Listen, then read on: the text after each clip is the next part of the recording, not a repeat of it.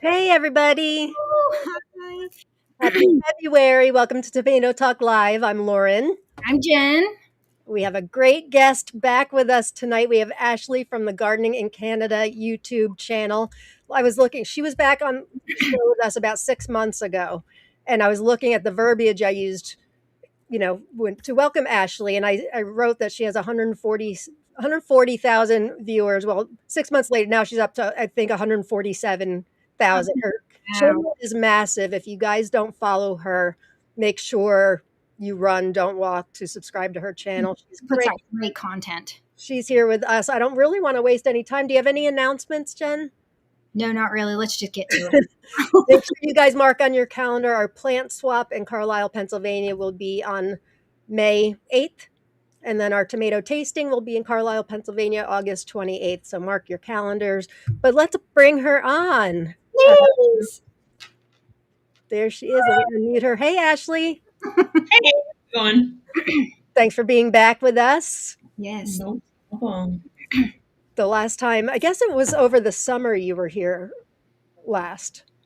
Yeah, I think so. Yeah. I don't know if it was late summer, early summer. I can't quite remember. I can't either. I meant to look, but I do know it was the summer. I know it was about 6 months or so ago. You're growing by leaps and bounds, your channel. I don't know, actually. When you said 140, Oops. You're on. Uh-oh. We lost you, Ashley. You're on mute. Oh, we can't hear you. hear me now? Yep. Yeah. Yep. Yeah. There we go. Yeah. Good thing you have two microphones.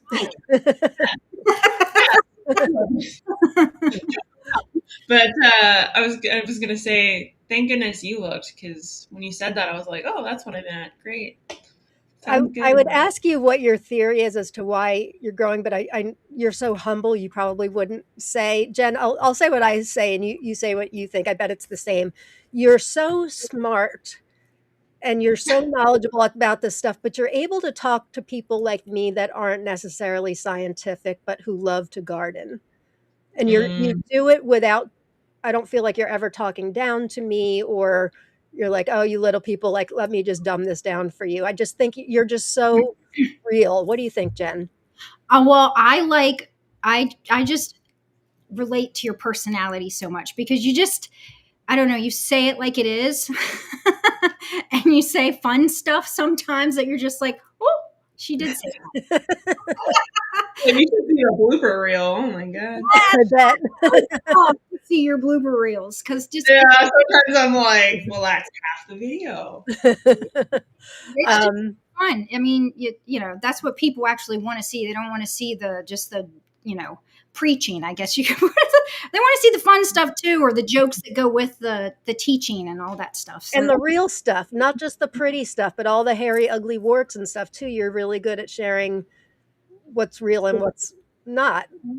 and Yeah. And another thing is that you're not like, it's not black and white for you. No, not at all. Right. No. Like you're very, if this works for you, then keep doing it. Yeah. But, Yeah. Yeah. I've seen it all, I think. I've seen it all. Mhm. Like I've seen, for example, like trials that have been repeated over and over again under the same conditions can give completely different results. And it's like, that's the reality of soil and plant science, in my opinion anyways. It's just too many variables. You can't control them all. And for someone to sit here and be like, I know all the variables. No, Yeah. Can guarantee you. Plus, you're passionate about it. You get really excited, and that comes through in your videos too. You get me excited. Oh, that's good. And you're obviously very experienced because you've been doing it since you were 5. Yeah. A long time. Yeah. Ashley's channel scrolling at the bottom, but Ashley, I know you did this last time you were here, but can you just give us a brief, like Jen said, you've been gardening since you were 5. For those of you that may not know you, could you give just a brief, how you got started in all this? Yeah. So about 5 years old, probably. I basically was told the moment I could start holding and destroying things, it was plants. So my grandma was a huge gardener, just like beautiful flowers, vegetables, perennials, you name it. And I always went to help her, and I always had to shadow her everywhere she went. So starting about 5, I was given like a ketchup bottle with some holes in the top to like water with, because I wasn't allowed to use a watering can because I would drown everything. And then eventually I got like my own little garden section where I would like plant and do stuff in it. And of course, most of it died. But that did eventually translate into like an obsession. So by the time I hit high school, I was working in a pet store, but I was working in the reptile section. And in that section, I was doing obviously like the terrariums and the fish tank plants. And that was where I wanted to be. And then by the time I got to university, I went in with the intention of doing like a plant science, something to that effect. And then one of my professors, Fran Wally, she was just a rock star in my world. And she started talking about soil. And then I picked my major that day. I was like, wow, this is it. This is what I'm going for. So, because I love it. It's different from plants in the sense that it's got chemistry, it's got physics, it's got biology, it's got like geology is involved with this. We've got history involved with this. We're talking about like glaciers and in like lakes inbound intercontinental lakes forming soil, sand dunes, like you name it. And I thought all of that was so cool. So that's kind of where I went. So I did do like bulk of my study is in soil science. But oddly enough, there's not a lot of jobs in soil science. Like there's a few, but there's not a ton. So I did do a minor, so huge bulk of what I did was in plant science. So that did obviously help me a little bit because that is where a lot of the bread and butter is at, because I like to say the soil is what grows the food because I'm biased, but ultimately, I mean, it is the plants that get the credit. So that's what people are most interested in. But yeah. Did you ever think you'd be having like this wildly successful YouTube channel and teaching others how to garden? I didn't know. I didn't see this one coming. I've always been like really like what you see is what you get all my whole life. I've been like this. So I've never been shy and I've never been like, oh, I got to hold back or, anything like that. So I think I always have been kind of the person in the room that people always like gravitate towards and want to hang out with and, invite out because it's Ashley's going to do something stupid. Might as well bring her along. I will be with you. So I think that kind of, I knew that event, like, regardless of what I do, I'm always usually like in some sort of like leadership role. I'm either the manager or I'm like, social coordinator. I'm always like doing stuff like that just naturally before I even did the YouTube side of things. But the YouTube side of things completely came because of people like you guys just basically begging me to do it. They're like, please, for the love of God, It like, was meant to be then. yeah, because before it was like just in like WhatsApp chats and stuff, I'd be like, yeah, that's what you do. I'd like send voice memos or like Snapchats, and then everyone's like, just stop. Like, make the YouTube channel, send us the links. Like, this is insane. So that's actually, it was people, the geek crew, as I like to call them, they were the Yeah. ones that were like, okay, let's get on the internet, please, for the love of God. So So they didn't want to hear from me anymore.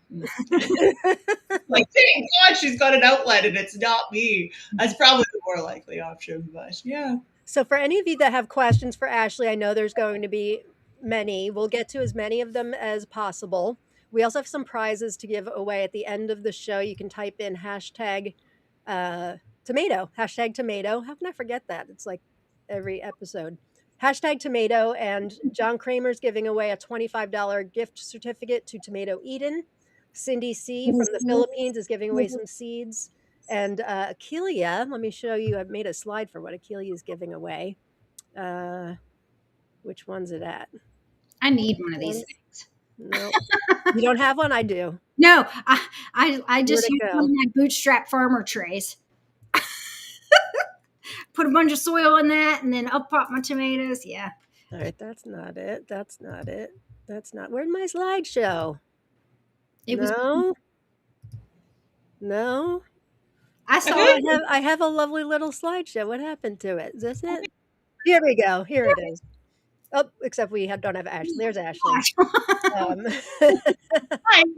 so Aphelia's giving away 3 of these potting mats. They're great. They're pink, blue, and green. So thank you, Akelia, Yes, and thank you everyone for your donation. Cindy, and to John for your donations. Just type in hashtag tomato. We are so blessed. So we're general. I mean, we can talk about whatever you guys want, but we thought we would start since it's seed starting season for so many. And Jen and I implore you all at this time every year. It's not seed starting season for a lot of you. Don't do it. Not In for fact, tomatoes and peppers. Not for tomatoes and peppers. Don't do it. well, Ashley has a video out what to plant in February. Well, hot peppers. Yeah, you want to talk? Actually haven't watched that full thing, but you have like a tomatoes, no, peppers, yes. Do you want to share your thoughts on when to start? I mean, I know it depends really on your growing zone, but what do you think? Yeah. Yeah, I mean the nice part about peppers is they can be a little bit slower growing, but tomatoes definitely not. I don't. There's not a single tomato out there that I think you should plant right now, unless you have like a little dwarf determinant that you want to put in a container and keep in a container. That'd be like the exception. But in regards to peppers, pardon? They call garage tomatoes. Garage tomato. Yes, exactly. Those Jen ones. and I started a couple of years ago. We both started. We grow dwarfs because we're anxious to start something, and we put them in grow bags and we drag them out during the day in the sun, and then we drag them into the garage at night. Oh yeah, yeah, you would have to do that. Yeah, they wouldn't like them sometimes No. for sure. Yeah, and then as for peppers, I mean, super hots and hots, absolutely. Like now's the time to start them. And then for sweeter peppers, in my opinion, if you don't have a heat mat and you are inexperienced at starting peppers, that sort of thing, I think it's okay to start them now, only because you might have some die off. They may grow a little bit slower. They may take a little bit longer to germinate. But I think if you've got like the heat mats and all the conditions kind of locked in, I think you could probably hold off as well. The other big factor, actually, when it comes to peppers, is whether or not you're going to top them. So if you're going to top, then that kind of changes things too. So if you're going to go into the world of like removing the top portion of the plant to cause kind of that Ving out, and then maybe you want to top again, that may be a reason for why you'd start them a little bit earlier as well. But it's actually interesting because I did a video on that, I think years ago, looking at topping and kind of what industry does. And industry tops their peppers, but it has nothing to do with the volume of vegetable that they get. It has to do with the appearance. So they have more like purchasable fruit at the end of the season or like pure volume. Yeah, so I thought that was interesting because for bell peppers, for example, if you were to start them now, it'd be a great idea to top them because then you'd get a perfect bell pepper. But if you're like, I don't really care if it's perfect, then if you were to start them later, you're just going to get more pepper, but they'll be smaller and like not as perfectly shaped and that sort of thing. So, yeah, I thought that was interesting too. Yeah. I would have thought, like, from a production standpoint, you would just the more the merrier. But then I guess you always do hear that people want the same size and the same look, and we know that's not a reality at all for No, I like the funky looking fruits, tomatoes and peppers. Yeah. Business is built around that now. I don't know what you guys have out there, but here we have something called Odd Bunch. And it's like a subscription. Oh, Misfits. We have something called Misfits. Okay. Yeah. And you just like get a box of like ugly vegetables, but there's like literally nothing wrong with them. Right. So, right. Yeah. My farm stand has like a big basket of, they call them seconds. They've got a bruise here and there. And I'm like, it's perfect for roasting vegetables. What do I care?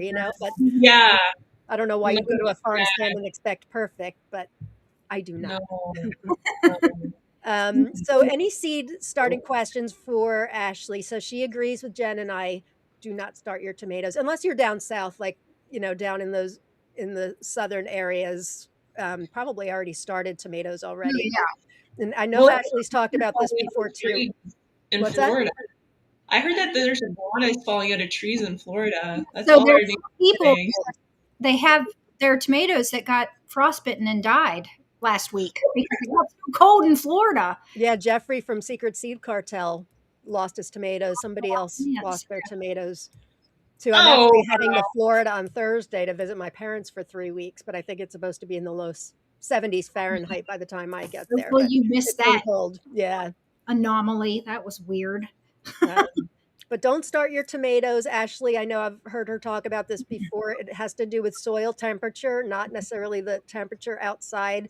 And you will often have to restart your entire tomato for starting too early. You're not going to get earlier tomatoes. mm-mm. No, They they all catch up. they It's weird. do. Yeah. Mm-hmm. Jen and I agree. I'm It's doing it this tempting year. though. I get it. Yeah, this year I was thinking about it, and I think like I'm thinking February 14th, like the middle of every month, going up into middle of May. I'm gonna start tomatoes, like just a small batch, and then I'm gonna just track them through the summer and see at the end where we end up. But I have a sneaking suspicion that everything's gonna be pretty darn They do. Yeah. fun. I started Succession starting about 2 or 3 years ago, and they do. They catch up. It's really amazing. Mm-hmm. It's pretty Yeah, cool. yeah. So we have another soil scientist to be. Jamie's in school for soil science. She says, Happy Oh, Friday. So excited to be here with everyone. Ashley is wonderful. She reminds me so much of my soil science professor. Mm-hmm. oh, that's awesome. Very cool. Glad you're here, Jamie. That's awesome. Um, I'm good. Normally, normally we'd say hi to everybody, but we want to get to questions and stuff too. By the way, just because Ashley's channel says gardening in Canada, I don't live in Canada. Jen doesn't live in Canada. Her channel has so much for everybody, regardless of whether or not you live in Canada. I watched Ashley's video on overwintering tomatoes. My clones from last year's best 4 tomatoes are still going strong in my basement. Going to be awesome having them for another year. Way to go, Drew. Yeah, well done. Well done. That could not have been easy. Yeah, That he's been I, sharing the progress in the group. It's pretty cool. I think Malachite box is one of them. Am I right, Drew? That's one of my favorite tomatoes of all time. oh, really? Yeah. Have you ever had it? It's a green one, right? No. Oh, it's I am. delicious. I will be the first person to tell you I don't experiment much with varieties, but maybe you guys can teach me a thing or I'm two. gonna send you some seeds, my friend. I'm just like pink brandy wines, perfect. Actually, you know what? The Yes. green zebra ones, those ones, they taste Yep. like chemicals to me, and everyone loves them. And I think I'm just crazy. Wait, which one? They're called green zebra or something Oh like that. yeah. Are they grown? Okay, so I'm not Yeah. crazy. I was No. gaslit into thinking these were going to be the best tomatoes I'd ever tasted, and I No. literally you have to tasted try. You have to try some more green ones. Yeah. I'm gonna it. send Okay, you some seeds. Jen and I'll send you some seeds. Yeah, Thieves, is it so thieves like don't steal? she's gone. that one is used a lot for breeding for people that want stripes and stuff like that. But on its own, yeah, It's it's disgusting. you're not It's gross. it is. It's unfortunate if people start their journey because green when ripe tomatoes are some of the most delicious tomatoes in the world, but that is not one of them. That is not Unfortunately. okay. The internet lied to me. Shocker. It did. The internet totally lies. All right, let's talk about so the video you put out last week about you have like your top 11 different ways to start seeds. I really, really enjoyed it. I actually stole some pictures from the internet to talk about some of them. You kind of go back with like different fads that you think are maybe not worth going into. Or I'm going to lose the thing with this. You said Let me that do very this slide good. again. What's that? I have to. There's a lot of people that are doing that seed snail thing, and I don't want to upset Oh yeah, anybody. there was somebody that just posted in our group about it. How did I lose this screen again? Hang on, where'd it go? No, we lost Ashley again. Hang on, Ashley. Sorry. The winner is no. Slideshow, no. Slideshow, no. Slideshow, no. Slideshow, no. Where'd it go? Sorry. I'm not very tech savvy today. Is this it? Here we go. Okay. So the first, I think this was like your number 10 or 9 is the seed snail. And I brought up a picture for those that don't know what a seed snail is. And you basically put it down low only because you felt it wasn't beginner friendly. Yeah. Do Yeah. you want to add Yeah. any thoughts on it? So this one, like, this is where I struggle with making YouTube videos and reels and that sort of thing. Because I feel like oftentimes I can't get enough context in without pissing the algorithm off. But I'd love to go into more depth on some of these because there's obviously a lot of nuance in this. Like we were talking about before, I don't see things in black and white. There's a lot of gray in my opinion, and this one has a lot of gray in my opinion. So, couple things I think if you're gonna do it is you don't want to use something that's got like chunky perlites or no high porosity potting soil. Like you can see on this photo, this person's using something very dense, which Yeah, is exactly what you would want to use. Like it's a compost peat or coir, whatever the case. And then I think the next one is like you can see in this one, there's a lot of variability. Like there's a really thick band on the outside, and the inside has a thick band, but there's like a couple thinner bands in there. We always want to think about volume of soil. So volume of soil isn't just volume of soil; it's the volume of nutrients, it's the volume of water, it's the volume of air, it's a volume of like root growth and pressure and all that sort of stuff. So if you're going to do it, you want to make sure it's relatively thickly banded because something like this is great for sprouting seeds temporarily, getting them going and getting that real long taproot to shoot down fast. But you need to pot them up relatively quickly. If you have a little bit more give, I guess, in the size or the thickness of the bands, you could probably leave them for a bit longer.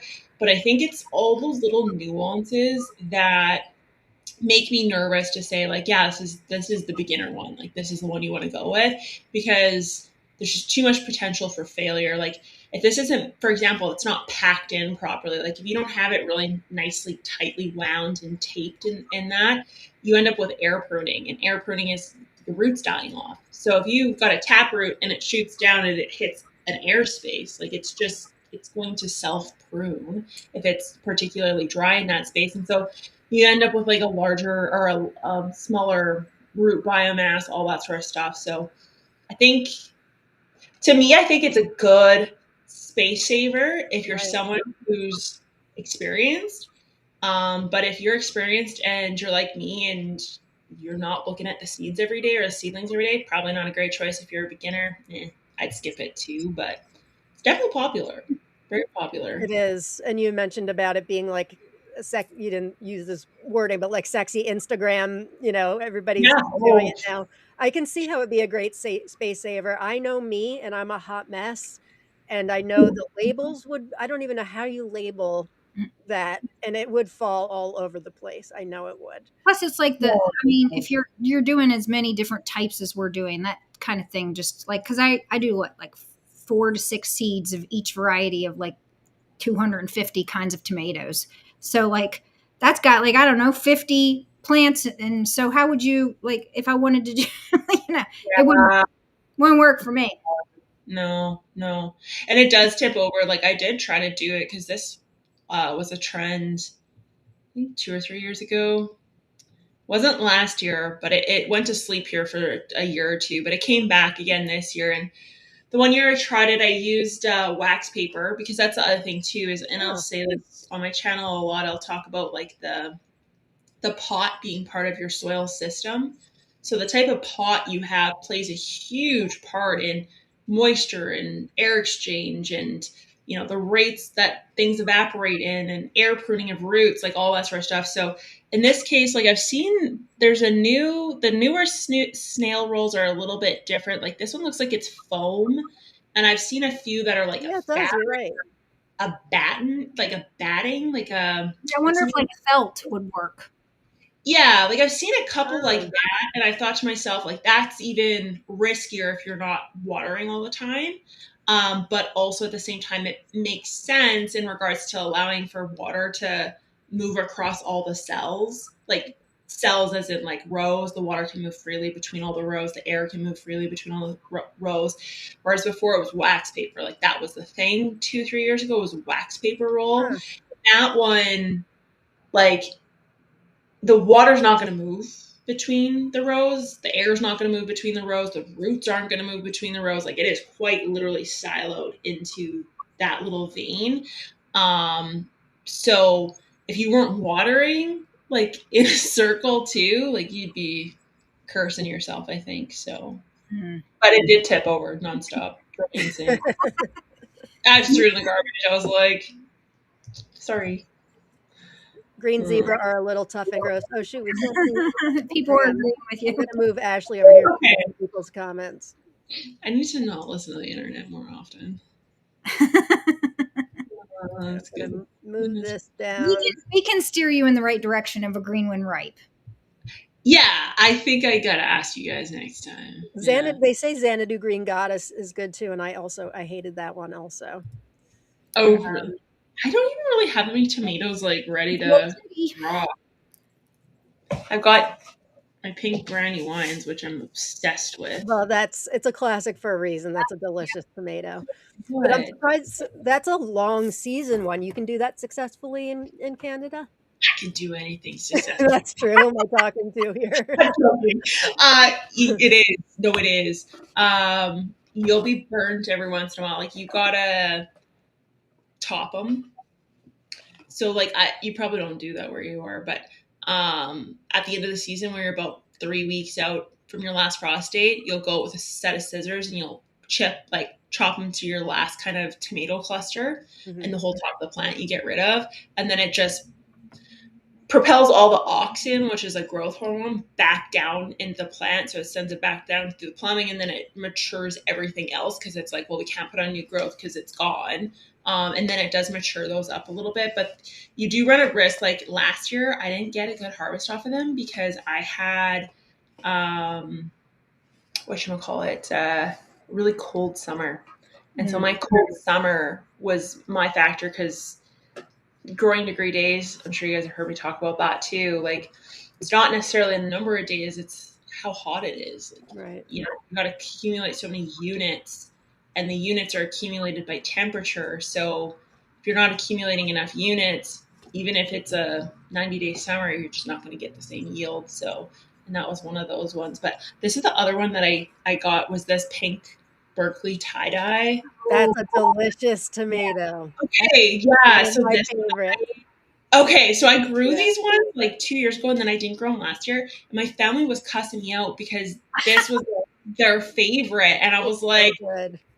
Yeah. So I was thinking to myself, like, which ones did I not grow? Because to be honest, I label absolutely nothing. Ashley. Nothing. Like, I couldn't breed to save my life because I wouldn't know what I'm crossing. But I realized, like, I'm pretty sure these are the Berkeley tie-dyes are the ones that I missed out on. And It's yeah, when I saw them on the package, bred by Brad Gates of California, who's that's another one of my grow outs this year. Yeah, right. He's responsible for a lot of the cool and funky tomatoes that have come out, but that's one of the best tomatoes I've ever had in my life. That's a really it's so tasty. Yeah. Very pretty again. So we have Deborah from Australia here. Apart from lack of calcium and irregular watering, is there anything else that causes blossom end rot? Yes. Yeah, no, there is. So I think probably the biggest one, without getting too into the weeds, is fertilizing.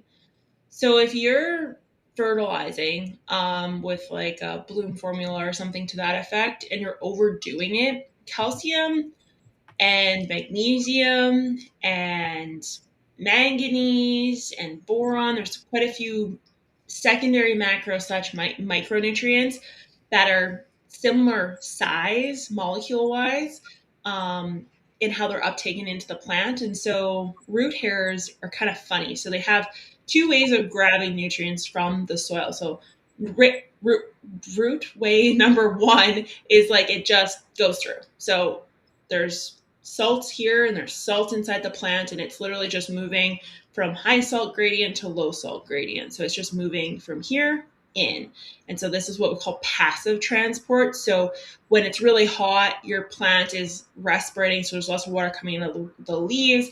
And just like you get dehydrated when you sweat too much and you need to rehydrate with electrolytes. That's what the plant is doing with the soil and the water from the soil. So the nutrients will pass through the root, just like we drink it, because they lost the salt, and that's how that one moves. And then there's active transport. So active transport is the plant saying, okay, I need this, and so I'm going to send out exudates, so different flavors, like you got Taco Bell, Wendy's, and McDonald's, and each one calls to a different nutrient, but it calls to the nutrients that are the same size. So, you go to Wendy's, you see the menu and you say, oh, there's cheeseburgers, there's chicken burgers, there's salads, but I'm at Wendy's and I want something from Wendy's. So I'm going to pick the cheeseburger because that seems like it's the easiest one. That's the default. It's number one meal on the menu. You don't look any farther down. Plants are the same. So calcium, unfortunately, isn't, combo number one. It's combo number 3 or 4. And so magnesium is actually combo number 1. So it will grab magnesium first when it calls out for it. And so because of that, what ends up happening is the plant becomes deficient in calcium because there's too much selection. And what's there at the forefront is too much magnesium, for example. So actually nutrient imbalance can be a huge portion of the problem. And now if you're in a situation where you've done this, or you're like, oh God, like I know for a fact that this is the problem, the solution to pollution is dilution. So all you want to do is just pile in Solution to pollution is dilution. I love that. all the time with soil science, all the time. Solution to pollution is dilution. It doesn't matter what it is. If you over fertilize it, it's water soluble, more water. If you've got soil that's, you think it's contaminated or something's wrong with it, maybe you have like a persistent pesticide in there, you got burnt by some bad compost, solution is dilution. So I'm you just writing this down. no, it's like a great rule of thumb. You just keep on piling shit in. So yeah. So for example, and if that was the case and we're talking like a soil, all you want to do is just pile more in. So you're going to pile in, inert material ideally. So we're talking like peat or leaf mold or coir or, extra topsoil, whatever the case is, and just like, put it in that area, and then it'll kind of take the edge off if you think that that is the problem. But it's hard for me to say. Like, I don't really know 100% if, like, what gardeners are experiencing. Like, I would say the beginners are more experiencing improper watering, in my opinion, over lack of calcium. And I would say the experts are probably suffering more from over fertilizing. And I would Yeah, say, you're right. I think you're right. yeah, and I feel like the middle guy is like actually not having calcium, which is incredibly rare where we are in North America, unless you're under very specific circumstances, like a really sandy soil or something like that. You've got high sandy soils. If you're near an ocean, then I'd have the conversation about like actually lacking calcium per se. So, yes. So interesting. Thank you. I've Yeah. heard all about blossom end rot and experts' advice for years, and that was just mind blowing. Thank you. Really helpful. If I can Wendy. add something, I think you did a video. I think I watched it last year. I don't know if you did it last year, but it was about, I want to say not bath salts. What's the word for it? But Epsom salt. It's Epsom bath salt. Yes, that. I fell into that. I guess I don't know if you call it a trend or a fad or whatever, but then you did that video and I was like, because I noticed, like, I think maybe not for all varieties of tomatoes, but there are some that if you add that, like, you immediately get blossom end rot because you Yeah. Really? explained. And I didn't realize it until like I watched that video, and then because that's what I did, I would sprinkle just a little bit of Epsom salt because People swear it makes their tomatoes taste better. it's much sweeter. Now, and that may be the And case, then I watched Ashley's video, and I've never really jumped on that but bandwagon. I noticed, I was like, oh my gosh, within like a week or so, the tomatoes started to have some were like Really? real bad, like every single tomato. And then she did a video talking about how suck something. Well, yeah, salt does dehydrate, doesn't it? I don't know, but I'm not doing it anymore. That's magnesium. So that is number one on the Wendy's menu. Like that is like Epsom salt has a lot of magnesium in it. So it ends up, forcing calcium just out of the picture. So It's there's just calcium. probably some varieties of Interesting. tomato plants that just like gobble that up, and then all you get is blossom end rot tomatoes. Like, but then there's some, I don't know, like some were fine, but then there were others where I was just like, I bet now that it's that Epsom salt. I'm not doing that anymore. So the Epsom salt thing is It depends on the roots and stuff too, right? Like, so some of them, like, depending on the plant, like, I don't know what happened specifically in that scenario, if you can even remember, but, like, some of them are going to have deeper root systems. So some are going to have tap roots that go a lot deeper. And so those ones are going to have more access to calcium rather than Epsom salt just kind of like sprinkled on the surface. Whereas other ones may have more of a shallow root system. So they are just grabbing kind of what's at the surface. So it may be that they all would have been affected by that magnesium dosage, but it's just the ones with the big tap root that were able to successfully overcome it. So that could be, I mean, in part too, but oddly enough, I don't know if you guys ever done this, but you could experiment if you wanted to. Do you guys like ever use bricks before you harvest tomatoes or anything like that? use what? So the bricks meters. Oh, the refractometer. Like, Yeah, it's like refractometer. with our plant. Yeah. No, I haven't done it with the plant. I test the tomatoes I review with doing the bricks, but I have heard that you can do great things with the refractometer and like the leaves of a tomato. Is that you what just you're talking squish the leaves. You squish the leaves till you have enough juice to get the bricks of the plant. Yeah. Oh my gosh! about? Tell us. So benefits. it's interesting because they're, and like you gotta try it on your own because I can't say for sure if it's gonna 100% work, but if I was on the internet right now they'd be crucifying me for saying this, but Don't worry, you're not on the internet. It's just Right. the three of us here. private internet. Plus they're kind of cool, so I mean, they're gassing me up, making me feel good. No, the water actually, if you put sugar, like literal table sugar, is it called white sugar? I don't know, whatever. Refined sugar in a jug of water, and you water a plant with that, the plant will uptake that sugar. Really? And so, Well, people yeah, want molasses. molasses is a good example. So that one has sulfur. So that one technically you could kill off like your soil microbes, but they're going to recolonize real quick. Yeah. You would So you, suggest table sugar as opposed to molasses. yeah, unless you get unsulfured molasses, Oh, sulfur. well, yeah, I have unsulfured. Yeah. So any molasses with sulfur is going to just nuke anything. Like if you use mycorrhizal fungi, anything like that, like gone. Oh, really? Okay. Yeah. No, it's meant for plants. I What like the mycorrhizal molasses fungi? meant for plants. Yeah. Yeah. So that's probably unsulfured. What did you say with mycorrhizal? If you use mycorrhizal fungi, gone. What's gone? Oh, if you use molasses with sulfur in it, Oh, like gotcha. it just kills them off. Like it is non-existent.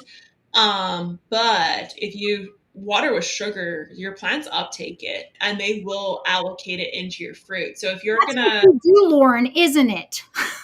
pardon? I have said that before because her brick scores are always so much higher than mine, like of tomatoes that she tastes. And I said, I bet she. We had a good year because the year before I didn't feel that at all. This past year we had some tomatoes. I always feel quinoas are higher. Yours is like mine. I don't think I got above like a 6 this year, but that could have been the I eighth. don't know, but I see people online right now going to Amazon getting sugar in bulk with spray bottles right now. Yes, I'm going to go get a 10-pound bag of sugar. I'm totally going to experiment with that. Yeah, that's pretty Yeah, cool. give it a shot. Like I wouldn't and you do a couple bad things too. So first off, if you use it for transplant shock, it's going to give the plant false hope. And that's fine so long as you're not giving it false hope and then sending it off a cliff. So it will help with transplant shock in that it takes the edge off slightly. But middle of the season, I probably wouldn't use it because again, it's just like it's causing too much. It's like an energizer drink.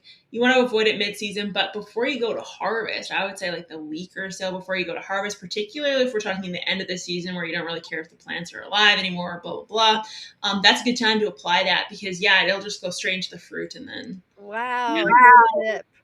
I love Right. experimenting. That's a good Yeah, one. yeah, I like that. I Um, like to try new things too. Terry Trying to Love says grow table my best sugar, raw tomatoes. cane sugar, such as terminato, does it make a difference? No, no, any sugar, obviously not sweetener, but yeah, that part doesn't matter. No. Okay. Very cool. Um, I want to move on to a couple of the other things you were talking about in your video. One was, let's see, soil blocking. I was gonna say that. So, for those of you that don't know what soil Intimidating. blocking is, I'll let Ashley describe it. But this is a soil blocker. They can be quite pricey, and then they make Mhm. these soil blocks, basically.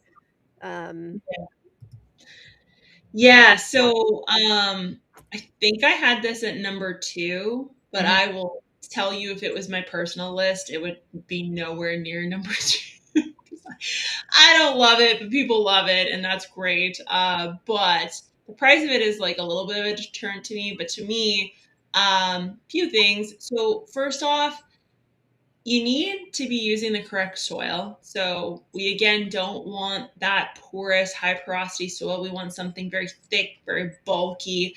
You can see again that's a very dense material that they're using, and the purpose for that is because you again don't want air spaces. You're relying heavily on the glue adhesion of natural plant fibers. So in this case, peat or compost, whatever is in there, to actually glue everything together, called gluomas. And you want to make sure it's packed in. You want to make sure it's wet when you go to actually make the blocks themselves, because there could be hydrophobicity. And then when you push them down, you want to make sure it's like quite, you really want to resist actually when you plop them in, because you want them again to be relatively compact. The nice part about these, I will say, is that they do naturally air prune because of just the nature of the block itself. Um, they're great if you overwater. They're like the dream plant, particularly if you do like what this person's doing with the like the see-through tray being the where the soil blocks are put in. You just lift that out of the tray, so it's perfect for overwatering. Um, but they fall apart, and there is that risk of root stress, Mhm. because if okay. your I blocks can see up, my cat walking across that and just destroying it. yeah, This bottom, I think I took this picture from Johnny's, and that was a special tray that they sold for soil blocking. block. Another, just like the seed snail, some people really swear by this method. I've also seen other people, curse it out because they fall apart and all of that stuff. Yeah. That would just be a hot mess for me. It looks cool. I'm surprised, knowing me, I haven't invested in a soil blocker just to kind of do an experiment. But again, I know me, I'm a hot mess. It would fall apart. I would just Yeah, get frustrated with it, I'm sure. like they have like those little, like the little ones in the middle Yeah, they're are cute. you. So those ones, like I've got, like I have gotten these because I just want to try them out, because I can't talk shit about stuff without trying it. Mhm. What kind of person would I be if that was the case? But yeah, so those little guys, when you block them out, you can actually you pick them up, and then you put them on the ones that are on the left, where the block is like Oh, is bigger. that what that is? Yeah. Oh, neat. The same blocker is used for the ones on the right as they are on the left, but the setting in the middle is changed. So that one's a dibber on Oh, the right hand side, and on the left hand side, that's like the blocker for the transplant. So you actually transplant those little cells into the big cells, and then you can just keep on going up from that. But like again, that's like kind of one of those things where, in my opinion, part of the purpose of bumping up is to do some of that root disruption, particularly when we're talking about tomatoes and stuff, to just take that nice little block and perfectly place it in another one without tussling those roots and, mm, breaking things, for lack of a better term. It kind of harms your root biomass to an extent. So okay. um, yeah, I don't know, it's okay, not, not my favorite. This is one that you brought up. It was towards the bottom, Oh, the those suck. peat pots, which I know when I first started, starting from seed a long time ago, I'm like, they're peat, they're pots. It's perfect. It's a perfect thing. And then I learned very quickly they dry out and they are not good, in They're my not. opinion. No. Yeah, so that one, there's different kinds, obviously. But first off, in Canada, they don't decompose. Like, you will find these things in your garden for 2, 3 seasons in a row. Yeah. It doesn't get warm enough here to decompose, but they fall apart if you overwater, so they'll just like crumble, and then even worse than soil blocks, to be honest. And then yeah, they dry out really quickly because there's a lot of air exchange. But what I will say, and I don't actually know if I said this in my video, but if you're doing like lemons or melons or squash or something that has like a really sensitive root system, and you're only going to plant them in there for 4 weeks, like 3 4 weeks, say, I think that these are probably the best option, because That's a you're good going to idea. take that and immediately put it in the ground, and it's going to decompose if you're not in Canada. And the roots can break out of it as long as you kind of rip the bottom off and kind of, actually break the pot to an extent. But it's much safer for those roots because those roots can be so sensitive. If you were to put them in a plastic pot and like, bang them out, they're not like tomatoes. They will scream and yell and wilt with you within 24 hours. So that's one I think if you're doing cucumbers and that, you could probably get away with, and it's probably the best choice. But if we're talking like tomatoes, peppers, things that have to be in a pot for 2 3 months, No. not it. No, No. not it. Not it. We have a question from Quincy here. Can you elaborate on the air pruning since it sounds like you don't like it? There are trays specifically made to encourage air pruning, and I've always thought it was good for plant health and growth. Great Yeah, question. really good question. So it is very good for plant health and for plant growth, but the key word is their plants. So we're talking an adult plant. The seedlings, they only have one kind of shot. Think of Eminem's song there. So they only got one shot to make it, and it's that one taproot that they're sending down. And if that thing gets air pruned or damaged before it can get enough momentum, that's a bad thing. So we don't want seedlings to be necessarily disrupted with that. We want, and some could argue, this is where it's kind of like, gray. A juvenile plant is something that's gone beyond 2 cotyledons, and now you got your first true leaf.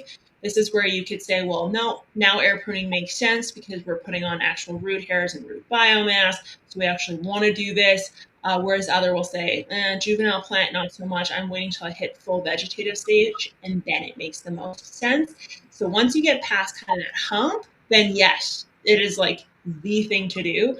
And you can get those very specific air pruning pots that kind of look like corrugated plastic almost. And Yeah, I don't know if the you've wind ever, strip trays, is that what you're talking about? yeah, like if you've ever pulled a tree or a plant out of one of those and like looked at the sheer mass of roots, like it's unbelievable how much root it can make. So yes, it's good for anything above those seedlings, but when we're talking seed starting, it makes me a little bit nervous. Yeah. We were talking about this before the show, and I've talked about it before. So when I start in solo cups or these bootstrap farmer, which I don't think you have in Canada, No, we they've, don't. they've solo cups. This is like my ideal seed starting, and I start the seeds halfway down the pot, and I continue to add soil up the stem. But I normally can't get my tomatoes planted until like beginning of June for whatever reason. So I move mine to these long seedling grow bags, and these do air prune. But by the time they're this size, I mean they're like trees. Mm-hmm. Yeah. I rip the bags off. I do not plant in them. I rip the bags off, and I've always had such tremendous luck with root health and all of that. So I guess these would be considered more a juvenile plant, I guess, right? Not really much of a seedling anymore. Yeah, no, that's like those are in vegetative stage, those guys. They're not even juveniles anymore. Those are, yeah, like those are They're like, saying, "Plant me in the ground, woman." yeah. I know. I just noticed that. I'm like, "Oh, I'm showing it's got flowers." Yeah, those Um, are cool little I still really have, like those bags. I used them last year for like I did like half and half, and mine weren't as big as yours. But well, I that's because when you're able to get yours in the ground in a yeah, reasonable when I amount was of time. tearing them off and like it, the all the soil stayed in place, It's amazing, right? and yeah, because because they're roots. Yeah, and Like, they were the just they roots were just some of take my off. healthiest looking plants. Like they took off and were very like until the aphids got to them. They were Mm. really good plants. I remember that aphid issue last year. Yeah. Yeah. Well, Yeah. so far I've got a bunch of stuff in my basement, and I believe the aphid issue started in the basement, and then I just took it outside. I Oh, think that's what happened with me too. I don't have any pests this year. So far, so good. So, but I know the trick. I'm gonna hose them down with molasses if they try to mess with me again. yes. Yeah. Take them out. Take them out. Yeah. Did Mhm. that work Actually, last year when I speaking said of to take aphid, I'm sorry. In 24 hours after Yeah, spraying she had them with great luck. molasses, they were gone. that? Yeah. Unsulfured. Unsulfured. Yes. Yeah. And I Yeah. got Yeah. ladybugs, and that worked great for me. Oh, yeah. Those ones are But good too. by the Yeah. end of the season, they came back, and by that point, I had already. I'm like, okay, do your thing. But speaking of Yeah. aphids, I know Jen has this problem too. Starting peppers indoors, I tend to get aphids on the pepper plants. Do you have a good solution for that? I've tried a lot of different things. Um, Yeah. Indoor anything, like if we're talking indoor plants, indoor gardening, it's hard. Like it's just naturally hard because you have like sun is a purifier to an extent, like air movement's a purifier. You've got pests and bugs out there that do a lot of work to help manage that. So unless you're willing to put like biologicals in the house or spray molasses everywhere, unfortunately you are kind of limited because diatomaceous earth could work, but you'd have to reapply it like over and over and over again. Like every time it gets wet, you have to go in and reapply. And if it's yeah, humid in your grow room, then it's useless. So yeah, that one's really tough. You gotta, yeah, there's no real fix to that. The good news is there's no ants there to help harvest them and keep them alive and healthy. So that's the Mm, bonus because the ants like to yeah. help your aphid issues usually. they do. I did order. What did I order, Jen? They ended up coming in Thrips? dead. Not No, it wasn't not thrips. thrips. It It was was a biologic from Arbico Organics. It was, oh gosh, why can't did I you think ever of it? get any more? They both came in dead. That's not gonna work. Shoot, what's the name of it? They're bugs that eat aphids and Mm-hmm. not ladybugs, and they're safe Really? to have in the house. Leaf-footed Not Were they wasn't nematodes. were there earwigs or mites or Ear- lacewing yeah, I lace think it was earwig. yeah, lacewing lace something. wings, yeah. Yeah. So I've heard great things about it, but they came in dead twice. It was in the winter. But I've heard good things, like I guess it's good for greenhouses because you can let them go. Apparently, maybe obviously you know more about it than I do, but supposedly they stay right on the plants. They don't go anywhere else, and they just eat until everything dies. I'd like to try it again, have them alive next time when they come in. Yeah, there's a few out there like predatory mites as well are another one. They look like spider mites, but they're not at all. And that's another one that will only kind of stay on your plants and kind of run the racetrack that is your leaf highway. The only key is like you want to make sure your plants are touching, right? So there's leaf Right. connections so they can crawl over. Because if you've got everything spread out in a room, they're not going to jump from there to there type That's thing. So true. you have a couple bug highways hanging out. So Hi, Mary. Ashley, I use humic acid and mycorrhizae in the water I use on my seedlings. Is this okay, or should they not be used together? they can be used together. Yeah, I don't. Humic I think acid. the Isn't, Bigfoot mycorrhizae I use has humic acid in it, yeah, like it's all mixed in together. yeah. So humic acid's like a little bit of a misleading name. It's not acidic, so it's not like it's gonna harm bacteria or fungi, and not to mention fungus you can't kill. It's like the one living thing on this planet that can take cold and heat and you Like name that it. HBO show. What's the name of that show? It's like the end of the earth, and it's like a fungus going around and Oh yeah, taking that over the would. world. Yeah, that's That so. would. So my They've got uh, fungus up in the permafrost that's coming out, and they're all worried about it up in like Siberia and stuff because they're like, we don't know what this stuff's gonna do because it's been laying dormant for the longest time, and now it's gonna come back and kick our butt. And it's not the soil. I mean, the soil is not a good place to be. Like anthrax is from soil naturally, so you know, kind of dangerous. Yeah, that's a good point. I saw you say something recently about making sure your soil isn't all compost, right? Oh, That was from you. Like you definitely want soil mixed in with like I use mushroom compost. I know Jen used mushroom compost, but you don't want it your stuff planted just in compost, I think it was right? like first time gardening video. Is that what it was? Like first time gardeners, just use your dirt. Don't use like Yeah. No, it's super important because so they both serve a purpose, and they both serve a purpose in Mother Nature too, but you need both to make the dream work because, like, compost, for example, doesn't have as much structure, doesn't have as much chemistry to it. It doesn't have a lot of the micronutrients in the quantity you need it. Like, I know we look at soil and we're like, yeah, whatever, it's soil. Like, there's nothing in there, it's dead. But that can be farther from the truth because your soil is made out of bedrock. So think of it this way: you've got like you have a multivitamin. So inside of your multivitamin, you've got iron and you've got magnesium. You've got all these different rocks that made up that multivitamin. And you can't eat the rock, right? It's not possible. It's way too big. It's hard. It's indigestible. Your body wouldn't know what to do with it. And so we ground it. We grind it into like a really fine powder, and then we eat it, and voila, we get our multivitamin.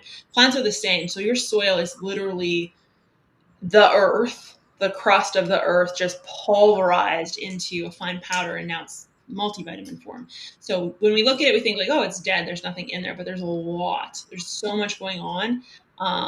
And if you don't have compost or like some sort of organic, you have potential for lower water holding capacity and all these little things. So yeah, no, you need both. I always say like 30% compost, the remainder being soil. You could cut it as close as 50-50, but I would just for your wallet, even just don't fill an entire raised bed with compost. That's just foolish. There's no point, It's right? so So tempting. You're like, "Oh, this is such good stuff." It's really, it's tempting. hard. Yeah. No. Um, a couple people asked this question: Can you soak tomato seeds in hydrogen peroxide? I know you can do it with pepper seeds for 10 to 15 minutes. Yeah, you can soak any seed in hydrogen peroxide. So the purpose for it varies. So there's like the whole disease fighting portion of it. But if you have like a sterile seed from a company, generally you won't have to sterilize them. You should be fine. If you get them maybe from like a seed trade, or you did your own seed saving, that would maybe make sense. There's a little bit of misinformation out there about the hydrogen peroxide helping like water and air get into the seed. There's not much pointing towards that being the case. Do you mean But for like germination help? Is that what you mean? yeah, they say it helps with germination, which there's nothing really pointing in that direction that I've found, anyways. But yeah, you can literally soak any seed you want in hydrogen peroxide because um, it's not like isopropyl alcohol. Like, it's not harmful. It's hydrogen and oxygen, so it's like a little bit above water. So it's not like it's dangerous or anything. So you could literally use it on some of your most fragile seeds. Won't do much. You can use it on your tools and whatever. So yeah. Kelia wants to know, at what dilution are we making the sugar water? Oh God, that's a good question. I don't know. I honest to God, I've never really done it. I've only read about it. And I can't remember. Yeah, it's something by gallon, and I don't want to tell you the wrong thing. Give it I, a Google and see if you can Okay. find it. I If know not, I'll see if I can find where I found it before. But I don't, it's not like high. Yeah. You're not going to taste it and be like, oh, sugar water, you know, like it's If not it's going to be like like molasses, I think molasses is 2 tablespoons per gallon. so yeah, it's probably yeah. I was gonna say a tablespoon per gallon of like granulated sugar because that's what like brain's telling me, but I don't want to say that because I can't. Like usually, if I can cook up, like if I can cite the article or like the journal in my head, I'll say it, but I can't think of it right now, so I don't want to say it and screw If somebody any of up. you find like a reliable source out there from Googling right now and want to put it in the comments, that would Yeah. be great because everybody's trying the sugar water thing now this year. Oh yeah. I'm about to go down and water my dwarves in my basement with some sugar water. Yes, Charlie, it was lacewing larva. That's what I used. Yeah, everybody's correct. Larva. Lacewing larva, yeah. I still believe in it. They just have to come alive. Linda, hi Linda. She's in Tennessee. She lost her power from that ice storm for over a week, poor thing. Oh, Um, geez. do you like Dr. Earth? I really like it mixed in the soil. Do you have Dr. Earth in Canada? It's like a fertilizer type. I think I've heard of this before. Just give me a second because I think It's like an organic one, right? Yes, I believe so. Bill says I had great success with ladybug, very young larva.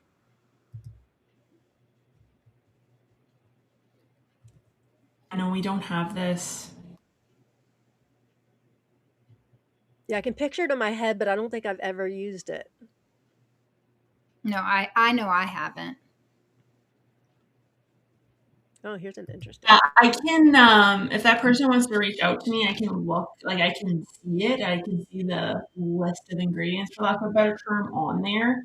So I can look into the one. Looks like there's a few options actually that they have. I don't have it in Canada, but I could look at the ingredients and give a good idea as to whether or not it's something to go with or Great. whatever. I mean, from what I saw, it looked fine, but I'd have to look into it a little bit more. I don't want to. I think this is my second mic, just judging from what my screen is saying right now. So I don't want to like touch this. I might disappear. You never know. I'm good at them sometimes, so I don't want to. Pretty says, what are your thoughts on mixing turmeric in your soil and spraying plants with milk and turmeric mixture? I heard mixing turmeric improves soil health, and milk and turmeric mixture works like fungicide. Okay, so Sounds turmeric. tasty. Yeah, what's in turmeric? What is that? There's an ingredient in there that they. It's a good anti-inflammatory. It is. Yeah, what is that anti-inflammatory though? Curcumin, I think it is. Think the active ingredient's curcumin. I Okay. don't know. I don't know the answer to that one. I'll have to look it up. I didn't realize that was even a thing, to be totally honest with you.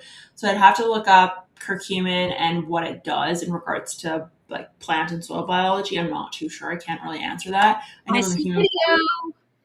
Yeah, I think that's a video idea. Yeah, that when you mix it with black pepper and people, because a nerd's a nerd. You know, I listen to all of it and read all of it. But I do know that like curcumin, if you were to take a turmeric powder, it doesn't work unless it's paired with black pepper. I've heard that too. Yep.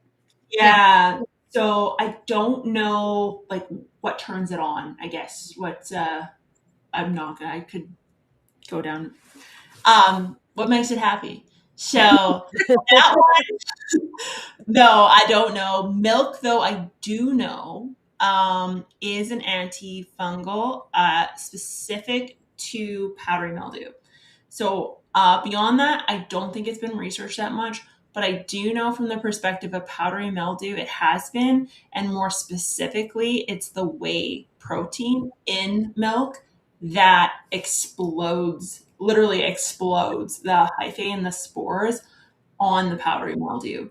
So it can help in preventative measures against that, but it doesn't have to just be milk. It could be technically like expired yogurt. It could be, protein powder. Like it's the whey that makes the difference. It's not so much the milk. So yes, that one's legit, but I wouldn't say for all fungus, but I know for sure powdery mildew, it does do quite the number actually. It's powdery mildew, comboed with the sun. So if you're going to use it, you got to use it during the daytime on the leaves because it's the two together that do the damage. It's not like if you were to do it in the evening, it wouldn't give you the same effect. And it's not like heavy duty hitter. So if you've already got like a super active infection, but if it's like a low grade infection, or that powdery mildew typically ramps up around XYZ time, if you can get ahead of it by a week or two, then it can help suppress it for sure for a little bit longer anyways. But yeah. Very cool. June looked it up, says Google says 1 teaspoon of sugar per 1 quart of water is safe and effective. Yes. And then somebody, I think it was Teresa, said she's watering her Vilma microdwarf with sugar water right now. Sugar water would work on our micros. It could be some of those microdwarfs don't taste all that great, so maybe sugar can help. The green zebra sounds like it needs sugar. I can't wait to like take some leaves off and smash them. Someone said with like a garlic press and do that in my bricks reader and see. That is exactly. With So peppers. is it supposed to match like the bricks that you would find in the tomato that comes from that plant? Yeah, I think that's I'm pretty sure that's what it is. It might be slightly lower, but yeah. That's It's funny because that's the video I did with I did it years ago with that bricks meter, and I used a garlic press, and then I literally said to like the gig crew, I said, make sure someone messages me like in the comments reminding me to take my garlic press inside. I forgot it outside because I said, I know I'm going to forget this outside because I'm filming like 4 videos today. And then sure enough, the comment, did you bring your garlic press? No, I didn't. This is why I need you. This is why you're in my life. when you go to I came home and I was like, yeah, there it is. Kelly says a friend transplanted her potted lemon tree to a larger pot and used soil from her garden. Unfortunately, she didn't ask me if that was okay before she did it. The poor lemon tree didn't make it. No. Yeah, garden soil. That's the pots, is it? Yep. No. Too dense. Very dense. Yeah, one year I tried to winter sow and just my garden soil. That didn't work out very well. No. Learned that lesson pretty quickly. Not enough fluff. Yeah. Right? So you on your list, you really liked the solo cups. That was towards the top. Yeah. I really like it too. I like that it's tall and skinny. The only thing about those is that like you can only get like so many in a tray. Yeah. Someone said that you can fit them nicely without them like doing this number if you cut like the top, that white round rim part off. So it makes them just slightly smaller, but they fit in the 10-20 trays a lot better without flopping around. But then Keely, if you're watching, these are those square bottom ones we were talking about. But do those fit better, or does that top part still no, I just feel like that would be a lot of work with the amount of tomatoes that I up pot, sitting there cutting the tops off those. Yeah. That's why the boots. I just invested in a crap ton of those. You can fit 18 plants in that's one a of nice these. tray. I tested the soil volume. I was channeling my inner Ashley between a solo cup and this, exactly the same amount. So where I could only get 14 of these in a 10-20 tray, previously you can get 18, but they are pricey. But get this, one of our members has sent me these prototypes where you can put these extenders on to make them even smaller, right? Yeah. Lucky me getting to test those out. Oh, very cool. Yeah. But in general, you like the solo cups for starting seeds, and that was the list. Yeah. Yeah, I think it's like good for beginners. I think that like obviously you got to drill the holes in the bottom, so there's that factor. I also like that they're malleable. So like when you go to take the tomato out, you can kind of slowly manipulate the seed or the root ball out. Yeah, to me they make sense. They're food safe, so they're the exact same plastic number as you're gonna find on like a regular pot. So yeah, no, I like them, particularly if we're talking like your cheapest option are those like really flimsy like pots, then like go for the solo cup because that's the better option. And then sometimes like the harder plastic ones are more difficult to like, or they're more expensive, and it's just like way out of your price range. And this is exactly those a lot of the time as well. So yeah, no, I like them. It's funny, like you gotta watch like the brand. I don't know what you guys have there, but in Canada, like we have Solo Cup, and then we have like the off brands, Yeah. and the off brands are like the thinner plastic and stuff. So to me, you always got to go with the name brand You because it's did a got. video on this, didn't you? I think I watched you do a video Oh, on the different plastics of the different oh cups, yeah, I right? did. Yeah. Yeah, yeah, I did. That's right. I have Shoot. not seen It that was one. interesting because you think, oh, a solo cup, I'm just going to get the cheaper stuff, but it really did make a difference as far as being food safe from what Yes, you yeah, that's wanted to right. detail. Yeah, Yeah. yeah. It's Um, funny because I actually had a pot, like a Amazon pot that I got. I think in that video, I realized while I was filming, because like I that's said, I'm right. off the top all the time. I'm like, shit, these are not food safe. Like I'm literally Yep. poisoning my entire family every year I repeatedly. remember that in the video. Yeah, What and I about realized right then and there, I was like, oh my god, this is like not food safe. So what about don't do buy. you reuse these year after year? Because I often do. Oh yeah. Yeah. Okay. Yeah, you can. Like any of the plastic you can reuse. They say the only time when it starts to like leak microplastic is when you get like the scarring and the scratching and like if you get sun fading and deterioration, that's when you should obviously chuck them. But if they look fine, like they're fine. They're not. Yeah. Another thing you talked about, I think in your video you called it root trainer pots, Yes. Yeah. Oh yeah. which kind of does the same thing as the seedling grow bags, Is I that guess. what They're you were going to tall go and outside slim. to get? That's what I was going to go outside and get. But it was I, snowing, I so have she to went admit, when I pissy. got them last year just as an experiment, so I could try that versus the seedling grow bags. The smell of chemicals when I opened it up was so overwhelming that I couldn't bring myself to put a plant in there. It was just so deep plasticky. Like I don't know where it was made. I'm sure there's many different brands Oh, out there, but the one I got, um, I wouldn't use it. But I'm sure there's many, many different kinds of this. Um, yeah. but they're nice and tall, and you can keep adding soil up, right? Up the stem if Yeah. you like. Yeah. It goes right back to that taproot. Like a nice, healthy, long taproot is always the key because it. Like if you want to get through a drought, you need the taproot. If you want to dig for nutrients that's lower in your soil profile, that is beyond where your fertilizer can reach, you need that taproot. So those are game changers. There's a reason why people who do tree farms and saplings and that sort of thing, it's yeah, they constantly are using them. So yeah, no, I really like those root trainer pots. And there's different options, different kinds. I mean, those sock things are really, really neat too. So yeah. Yeah, I like Soft them. things. So June's, yeah, they do look like socks. They do look like They socks. look like socks to me. I was thinking to myself, like if you went to the thrift store, you know, and they have like the bags of like nylons and socks and stuff. I was like, they probably would. Oh, that would probably. That's a good I don't know idea. what your thrift stores are like where you are, but here they're sometimes they're expensive, so it probably is more than what those things are. But Yeah, yeah, maybe. June said it's actually 1 tablespoon for tomatoes, 1 tablespoon per, is One that per table. gallon or liter, June? Um, Probably per Lin gallon because someone said 1 teaspoon per liter. So I think that would oh, yeah, right. be, yeah. Linda says, "We have high humidity, so I've also used aspirin water to spray my tomatoes. They seem to love it." What does yeah. aspirin do for tomatoes?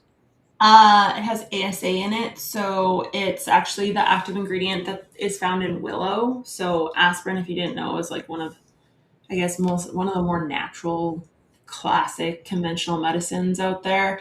But it's naturally found in willow bark, and every plant naturally produces it when they're under stress, and so it's like their defense mechanism.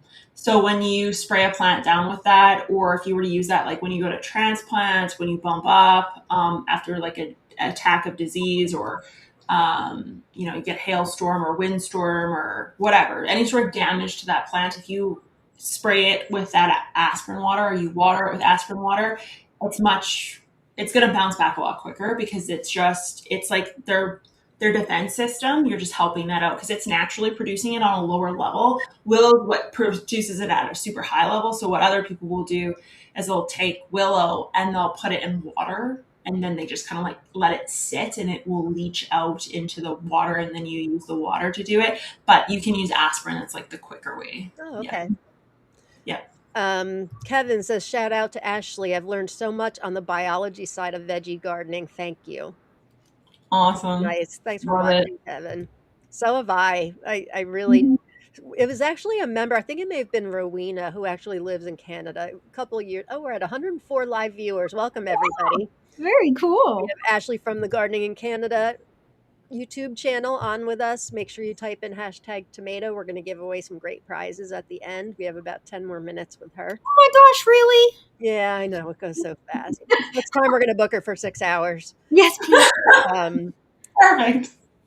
Tanya says bootstrap trays are quality and will last a long time, worth the investment if you are a forever gardener. I agree. They are an investment, but they are a great one. I often keep, I have different sizes of bootstrap, but I have so many of these that I keep some outside all winter long, and they do fade, but Yeah. they don't break. They're good Especially if quality. you're like a sloppy ogre like me and tend to step on things. Like, I've stepped on those. I'll start my tomato seeds, like the ones I'm going to give away to people, I'll do in the solo cups. But for my tomatoes, Yeah. they'll go in there. Mhm. Sadly, they never have sales. But last They year? don't need to because they know they've got good stuff. I know. Francis says, question regarding disease. It's recommended that we disinfect seed starting cups after using. Do you find that's truly necessary? I always do, but hear others say never. I never do. I never do. I don't either. No. I think if you have like a known soil or seed-borne issue, then maybe, but that's pretty unlikely considering the conditions that you seed start in. So you're seed starting indoors in the winter. There's not a lot to transfer disease and that sort of stuff around, so it's probably pretty unlikely. I think that if you had cuttings, that's where it maybe you'll want to be a little bit cautious. Like, say you have blight on a cutting and now you're replicating that cutting into a tray and a whole bunch of other cuttings into that tray. Okay, that maybe is a different conversation. But we're talking seed starting. Yeah, I don't know. I never have. I never really do. I was worried. I meant to like clean my grow pots that I had, like all my like dwarves in, and everything got infested with aphids, everything. So I was going to sterilize those like, with bleach water, and I didn't. And You mean like like grow bags? Is that what you mean, or like yeah, actual like the black grow pots, whatever. Yep. And so, and then I wanted to up pot all my micros, and I was just like, I'm going to do it. I'm going to try it. And I was afraid, like, oh, are there aphids eggs, or I don't even know how aphids produce or whatever. But so far, so good. So I'm guessing I didn't see them, guys. They were dirty as hell, and I still planted everything. I don't clean out my grow bags either. I mean, I don't reuse the soil. I shouldn't say that. I do reuse the potting soil. I will take it. I have a big pile out back, and I'll make amendments to it and all that. But I don't just like keep it in the pot year round and keep planting it. I do doctor it up a little bit, but I don't clean the grow bags. I guess I'm a lazy gardener. I don't do that. I don't either. No. I do too much to be like clean. Yeah. I can't. I agree. Yeah. Back to the sugar.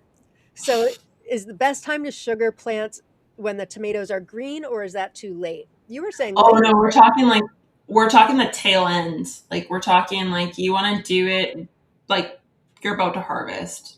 You're gonna grab them off the plant in a week, and so you toss some sugar on them just to give them that little extra boost. Yeah. I think you have just rocked the world of the Yeah, we're all excited about sugar. It's going to be the talk of the tomato world in our group. Everybody's going to try this. I just thought we gotta do a video about that one. Then you should. You should reference Men in Black. Have a pop up. Yeah.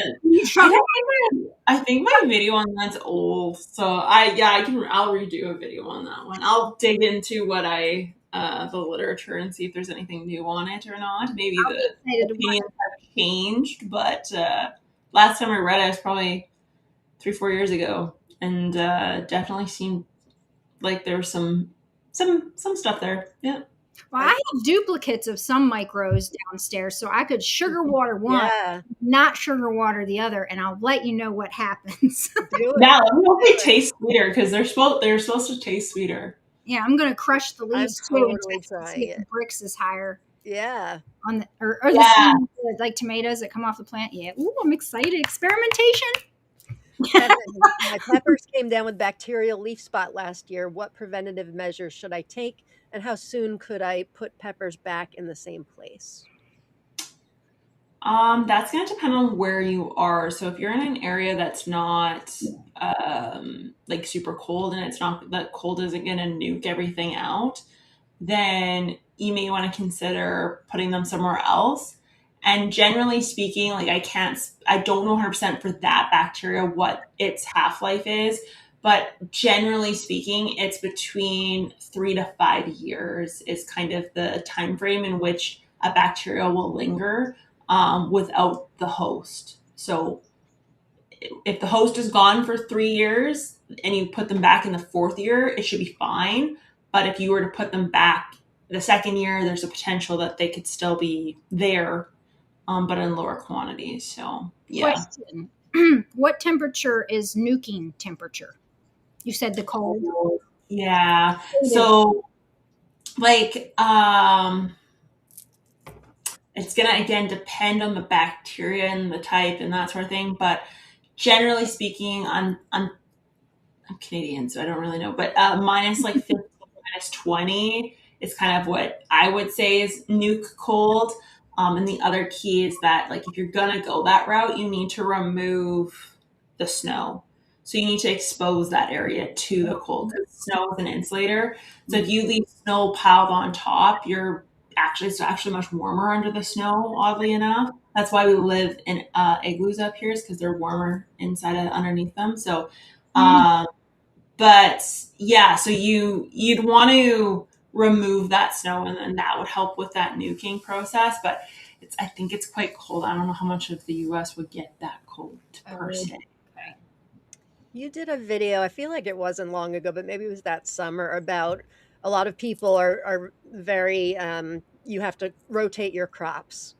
And I believe Yeah, your video said for like the average home gardener, like what I do, it's not really necessary. It's more for farming. Is that right? yeah, it's born out of farming. It's just we took what farmers do and we were like, yeah, that makes sense. That actually wasn't that. I don't think that video was that long ago.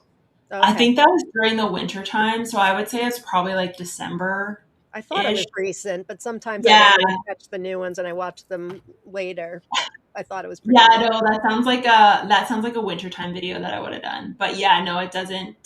Gardeners, it's much different, just because of the nature of the beast. But Mary says, I already use a lot of sugar for hummingbird nectar. Now I will use twice as much to water tomatoes.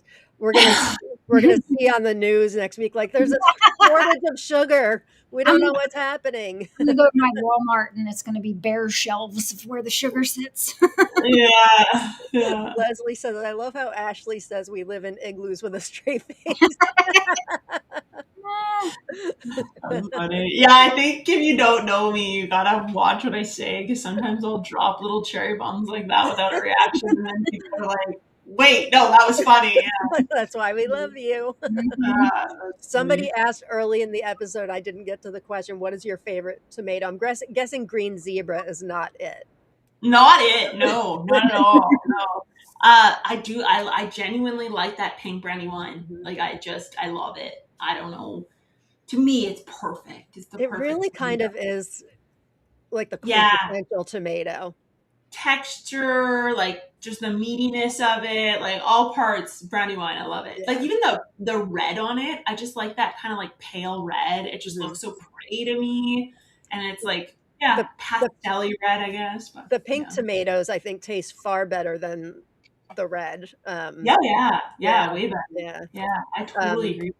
we just hear a lot of people saying they can't grow brandy wines because of the long season. Like they just can't. And also the potato. Do you have any thought on potato leaf versus regular leaf tomatoes? A lot of people say that like the potato leaf are less susceptible to disease and all of that. It's got more surface for the sun to hit it. Do you have any thoughts on that? it's maybe another good video idea. But no, I don't know. I've never the fenestration part. I've never really read any. I've never read anything, but I've also never researched on it, so I don't know. I can't really comment on it. Hypothetically speaking, though, like if we're looking at like fenestrations in nature and why they exist in nature, um, generally the reason they exist is for either light to pass through the upper canopy to the lower canopy. So we're talking like I'm talking like broad plant science here. So I don't know tomato specifically. I'll do a video. I will do a video on this. All right. But the light when it comes down and it hits the canopy, the ones that have the fenestrations in it, so they're not the potato leaf. Allows for light to go and penetrate down. So you get a canopy that gets more light all the way through. And then the second reason for why plants put it on, and they may or may not be related or like coherent on the same plant, is for wind movement. So like full leaves are like sails, and so it causes like a lot of disruption in the stem and the root and that sort of thing. So it can cause a lot of damage. Whereas fenestrations, the air passes through it. And so the idea there is it's not as much pressure on the stem proper of the plant, which in turn means that, yeah, you don't, it's less damage. So I don't know, typically speaking, like disease and stuff, I've never read anything about fenestrations helping with disease or pests or anything of the like. But again, I only have really researched fenestrations on like a plant science whole level. I haven't looked like individual species why they have it. So I'd have to actually research that to see what's going on there. But yeah. The brandy wines are potato leaf, and a lot of Yeah. people specifically seek out potato leaf varieties. So yeah, get back to us, create a video and get back to us on Yeah, that. I will. Yeah, the only thing I can think of is like fenestrated leaves, like there's more surface area. So I guess you could argue the increased surface area allows for more spaces in which there could be damage, and that damage could then allow for like disease and bugs and that sort of thing to penetrate. So yeah, I'm not too sure there's got to be some logic there. Like I could see why people would think that, like Mhm. that's based in a logical brain, I would say. I don't think that's a stupid conclusion to come through to. I think that's probably pretty logical. I just don't know what the answer to it is. Okay. Well, we're at 8:30, sadly. I Thank didn't even ask any of my questions. Go ahead, ask No, one. no, it's fine. Yeah. I think we got to Send all a video on Instagram. the stuff. Yeah, yeah. Thank you all for You'll just being have here. to come back. We'll give away prizes. Will you come back and visit us again in like 6 months or so? Absolutely, no problem. Anytime. Make sure you follow Ashley. Her channel is Gardening in Canada. You can get videos from her all the time, and they're just like talking to a friend, like Mhm. we just had for the last 90 minutes. Make sure you check her out. You can also find her on Instagram at Gardening in Canada as well. Um, it's great. And we're going to give away some prizes, but you want to hang out for the prizes, Ashley? You're going to. I'm gonna run because I gotta go to supper with my parent or my dad. So, Oh, but that's nice. Ashley, thank you so much. I'm Love so having happy. I'm you. going to like an American restaurant too. It's like Louisiana style cooking. Like there's like a bun Ooh, top. Ooh. So yum. Well, you guys were go for my Friday night apparently. Thanks for being here with us. We Thank you so appreciate much. it. It was We'll so see much you fun. soon. Yeah, I'll talk to you guys next time. All Have a right, good thanks, weekend. Ashley. You too. Okay. Bye. Bye. All right, if you guys didn't get in hashtag tomato, you can do that now. She's so awesome, isn't she? Oh, so much fun. I can't believe how quick that hour and a half goes by. I know, I know. Oh, So yes. great. All Yeah. right, can I find the giveaway Fun. tool So now? fun. I can. Hang on. I look forward to this so much every month. I know. I love doing episodes with just the two of us, but when we have a guest like Ashley or who's that? Okay. Oh, Ashley or Craig or somebody, it's uh-huh. just it's so great. And I think we do a good mixture of having guests and then just the two of us too. She's just a wealth of knowledge. She's So just knowledgeable. Yeah. Yeah. all right. So prizes. Gosh, we were up to like 105 live viewers. I think that may be a record for us for. That's awesome. Uh-oh, what happened? Page respond. Uh-oh. It says page unresponsive. That's not good. Uh-oh. All right, let's give away prizes quick. First prize is from John Kramer, $25 gift card to Tomato Eden. If you win this, please message John Kramer. Hang on, what's going on? Oh, shoot. Hang on. Things aren't going. Oh, boy. My mouse isn't working. Is there anything I can do from my I don't end? know. Are you able to scroll through the scenes and pick? Because I can't. It's saying, Giveaway. Do I click the giveaway one? yeah, maybe. And then what? You know, hang on. I'll be right back. All right. I'm going to look through the comments here and see if there's anything, because it's so hard to look at the comments and listen. I can't do two things at once. Multitasking is not my forte. Okay. What happened? Okay. Did you get it figured out? I think so. I think I can do things now. Yes, I can. We always miss so many comments.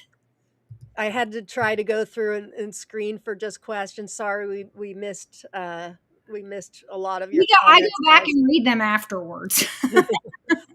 All right, let's try this again. So John Kramer is giving away $25 gift card. You can please private message John if you are on Facebook. It's John Kramer, Kramar.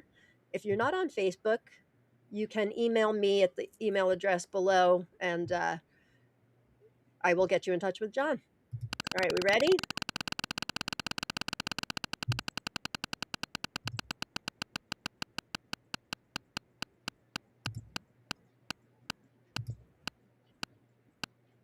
Oh, no. Linda Jarman, congratulations, Linda. You get $25 off. Oh, she just won something for me yesterday, I think. Oh, yeah? Yeah. That's a name I haven't before, I don't think. You can email me or contact John directly. $25 at Tomato Eden is a good thing. Hang on, I wanted to pull something up here. All right, there we go. That's something new. I got some confetti. Okay. Ooh, pretty. I feel like I'm in New York City. All right, next one. 2 prizes from Cindy C. Thank you, Cindy. Yes, thanks. I will be, by the way, I will be at a Facebook Messenger jail in 2 days for those of you trying to message me. She's giving away, I don't know what I did. I know, bad me. Sending too many messages about tomatoes. Cindy's giving away 2 packages of Kaylee Ann Yellow, Rebel Starfighter Kaylee Ann Yellow, 1999 Lady Madonna Dwarf Mocha's Cherry Round, and Woolly Kate Yellow. Thank you, Cindy. If you guys win this, you can contact Cindy in the group, Cindy CEE, or you can email me. This guy. Hey, buddy. Play with me. Play with me, please. He keeps bringing his toy up to me, and I'm like, no. Dana Smith, 519. Congratulations, Dana. You can contact Cindy C, please. Bubba. And second winner. She's just so much fun, that Ashley. Oh, yeah. I learned so much. You know the tomato world is going to be spraying down their plant with water. I'm about ready to get a jug when we're done this and go, because I've got some flowers on some of the plants already. So I should show you my micro. I've got a micro over there. I used to say that. Like, I think I've even said that in some videos. Like, I think Lauren pours sugar water all over her plants because your mix was always higher than mine. Who knew it was an actual thing you could do? I know, really. I never would have expected that. Congratulations, Gigi. You can email or private message Cindy C. Yeah, this past year, my bricks were higher on a lot of them because Keena's always seemed to be higher than mine. The year before, I felt like I was hovering in the 4s and 5s everywhere, which isn't necessarily a bad thing. But I did have some high ones this year. Yeah, I attributed my low scores to the aphids. I think they just suck the life out of I my totally agree. I So- totally agree. I think that's exactly what they do. those buttholes. No aphids this year. I've got molasses in my back pocket. Bring it. All right, next prize from Akelia. For those of you that missed, oh, can I get back to that slideshow I keep missing? Leo, no. Leo. He's trying Oh, to let him stay. No, he's trying to climb over my MacBook. He's like Akelia is giving away 3 of these great potting mats. I have one. It's sitting right over there. They're fantastic, especially for like potting things inside, which I do micros all the time. So thank you, Akelia. Yes. If you live in the United States, this is what you're getting. If you are overseas and watching, she's going to give away 15 varieties of your choosing from her list. Wow. Yeah. So generous. Very, how very do I generous. get back to the giveaway tool? Thank you to everyone who donates to us. Yes, for sure. So nice, so wonderful. Hang on, where's the giveaway? No. Come on, really? Do you want me to bring it up again? No, it's working fine. I just have to find the right screen. We just had it. All right. We'll do this one. Okay. Okay. Let's try this again. Alrighty. All right. First one. Leo. Thank you, Akelia. Yes, thank you very much. Ooh, the confetti! I'm in New York. June, congratulations, June. Yes. Contact Akelia. She's in the Facebook group. I bet you've never done the New Year's Eve New York City thing. I would never be caught dead. Would do that either. I hear you. I can think of is where on earth do you go to the bathroom? That's what I just said. I hear you have to wear a diaper. I'm not doing that. I'm not wearing a diaper. I don't even if I wore a diaper, I still don't think that I could go in my pants. I don't think I could. No. Even when I was younger and drinking and all that stuff, I'd rather watch it at home. Honestly. Oh yeah, it seems a little bit chaotic. I'm not huge on crowds. I love going to New York City, but like smashed in there like a sardine. Or being in the cold for that long, pass. Big pass, hard pass. Even my daughter Riley wouldn't be caught dead there, and she lives in New York City. All right, that was number 1. Yep. Just giving away a blue one, a pink one, and a green one. I guess you can work that out with Akelia. Second one. Oh, Gigi, you can't win again, Gigi. Go play the lottery. Let's draw again.